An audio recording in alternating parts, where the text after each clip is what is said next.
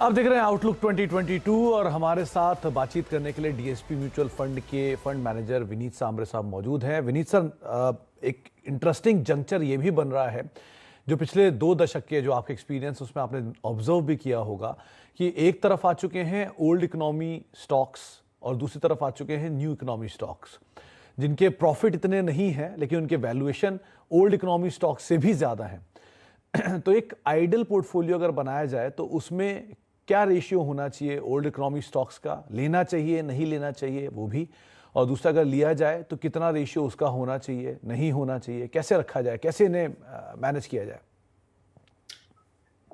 ये बहुत ही अच्छा सवाल है और ये आई थिंक कई निवेशकों के दिमाग में भी ये बातें हैं। अब हम जिस तरह से जो न्यू एज कंपनीज है या न्यू इकोनॉमी कंपनीज हैं उन्हें देख रहे हैं तो उसमें ये जानना बहुत ज़रूरी है कि क्या ये जो कंपनी जिनके प्रॉफिट आज कम हैं आगे 5 सालों में या 10 सालों में ऐसी पॉसिबिलिटी है कि ये कंपनीज के कैश फ्लो या प्रॉफिटेबिलिटीज जो हैं वो ऐसे लेवल पर आ जाए जहाँ पे ये जस्टिफाई कर पाए अपने वैल्यूएशंस को। और ये फिर भी ये सारा अनुमान ही है, अनुमान गलत हो सकता है, अनुमान सही हो सकता है, बट फिर भी जब हम अनुमान करते हैं तो कई सारे बिजनेसेस जो हमें लगते हैं कि जहाँ पे फंडामेंटली 5 सालों में या 10 सालों में इनके कैश फ्लो इम्प्रूव होंगे, प्रॉफिटेबिलिटी आएंगी, उनमें निवेश बन सकता है। बट कई जगह पर ये विजिबिलिटी जो है वो काफ़ी पुअर है, तो वहाँ पे ऐसा हमने डिसीजन लिया है कि हम उनको अवॉइड करेंगे, क्योंकि ये जैसे हम 5 या 10 साल का अनुमान लगा रहे हैं, बहुत सारे चेंजेस हो सकते हैं। न्यू इकोनॉमी कंपनीज हैं वो जो डिसरप्ट कर रही हैं, हो सकता है कि नए डिसरप्टर्स आ जाएं, तो ये वल्नरेबिलिटी बहुत रहती है न्यू एज बिजनेसेस में।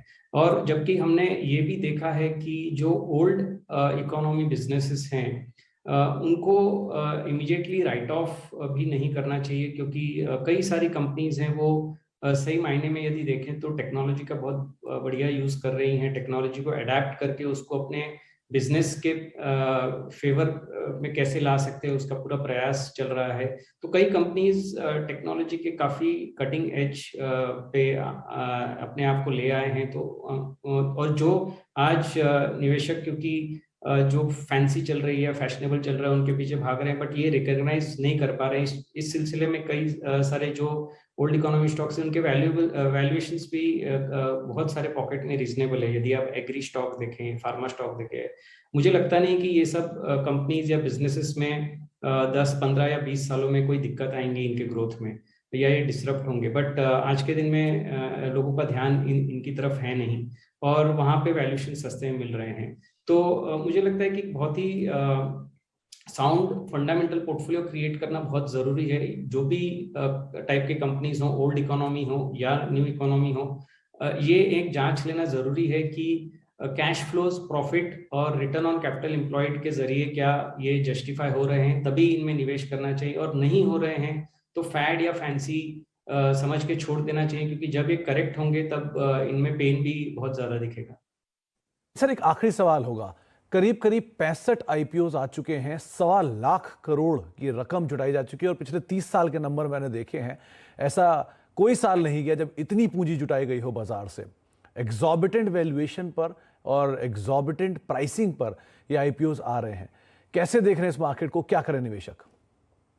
आई थिंक जैसे मैंने कहा, एक तो इन आईपीओ में जो एक बात बहुत मद्देनजर रखने जैसी है या ध्यान रखने जैसी है, इनमें ओवरऑल इन्वेस्टर्स ने बहुत ही अच्छे तरीके से इनको बाइफरकेट किया है।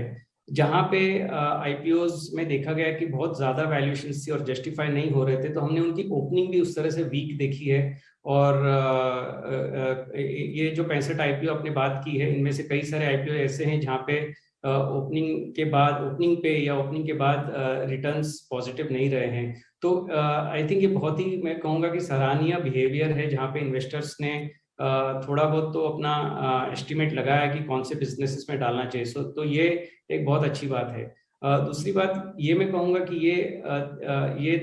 ये जो हुआ है, ये आई थिंक इन्वेस्टर्स को ध्यान रखना चाहिए। आगे भी 2022 में भी पाइपलाइन बड़ी लग रही है, इससे भी ज़्यादा बड़ी आ सकती है पाइपलाइन एलआईसी का, यदि आईपीओ आ जाता है तो। बट निवेशकों को फिर से ध्यान रखना बहुत ज़रूरी है कि कौन से बिजनेसेस जहाँ पे जस्टिफाई कर रहे हैं वहाँ पे लगाएं, बहुत ज़्यादा एक्सपेंसिव ना हो वहाँ पे लगाएं, और जहाँ पे जस्टिफाई नहीं कर रहे हैं वहाँ पे मेरे हिसाब से तो निवेशकों को वो पास कर देना चाहिए या छोड़ देना चाहिए। तो सही रणनीति, सही चुनाव के साथ आप वैल्यूएशन देखकर, भाव देखकर उसके हिसाब से आप इसमें एंटर कर रहे हैं। बहुत बहुत शुक्रिया विनीत सर हमारे साथ मौजूद रहने के लिए, और तमाम तरह की जो क्वेरीज हैं, तमाम तरह की जो चीज़ें हैं उस पर चर्चा करने के लिए, और आपको, आपकी टीम को, आपके परिवार को आने वाले साल की बहुत बहुत शुभकामनाएं। बहुत बहुत शुक्रिया सर। धन्यवाद। धन्यवाद। चले, तो फिलहाल आप देख रहे थे आउटलुक 2022, और विनीत सर का ये मानना है कि मार्केट्स में मोमेंटम ऐसे ही रहेगा, बस बना रहेगा, और बस के साथ साथ आने वाले समय में एसआईपी फ्लोज भी बेहतर रहेंगे। आप अपनी एसआईपीज़ को बंद ना करें, लेकिन अगर वोलेटिलिटी बढ़ती है तो अच्छी कंपनियों में लंबे होराइजन के साथ अपनी एसआईपीज़ को आप आगे चल के बढ़ा भी सकते हैं, और अच्छे कारोबार को देखें। उन कंपनियों से दूर रहें जहां पे अहेड ऑफ फंडामेंटल वो स्टॉक कामकाज कर रहे हैं, अहेड ऑफ वैल्यूएशन वो स्टॉक कामकाज कर रहे हैं। बढ़िया कंपनियों में रहिए, और अगर वो गिरावट दिखाएंगे भी तो सही समय पर लौटकर वापस ऊपर आ भी जाएंगे, तो उस हिसाब से आप अपनी रणनीति बना सकते हैं। फिलहाल इस कार्यक्रम में इतना ही। नमस्कार।